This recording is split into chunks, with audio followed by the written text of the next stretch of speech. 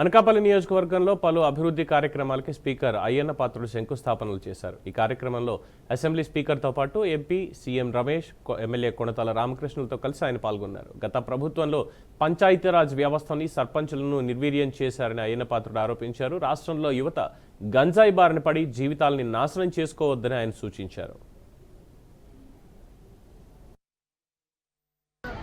గతంలో జరిగిన నష్టాన్ని పూరించడం కోసం సతతాలు ప్రయత్నం చేస్తున్నాం. కొన్ని ఇబ్బందులు ఉన్నాయి. ఆర్థికపరంగా ఎన్ని ఇబ్బందులు ఉన్నా అక్కడ బీజేపీ ప్రభుత్వం ఉంది, ఇక్కడ కూటమి ప్రభుత్వం ఉంది. కాబట్టి ఈ రాష్ట్రాన్ని అభివృద్ధి చేయాలని చూసుకుంటూ ముందుకెళ్తున్నాం.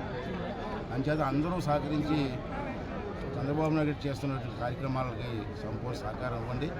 అన్ని వర్గాల ప్రజలు రాజకీయాలు ఉంటే ఎలక్షన్లో చూసుకుందాం, అంతేగాని రాష్ట్ర అభివృద్ధిని మాత్రం కుంటుపరచడానికి ప్రయత్నం చేయొద్దు.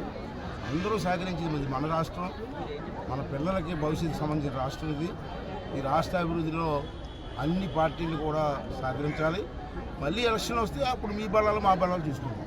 నరేంద్ర మోడీ గారి ప్రోగ్రాము ఫిక్స్ అయింది.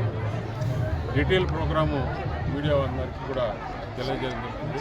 ముఖ్యమంత్రి చంద్రబాబు నాయుడు కార్యాలయం నుంచి కూడా డీటెయిల్డ్ మినిట్ ప్రోగ్రాము త్వరలో రిలీజ్ చేస్తారు.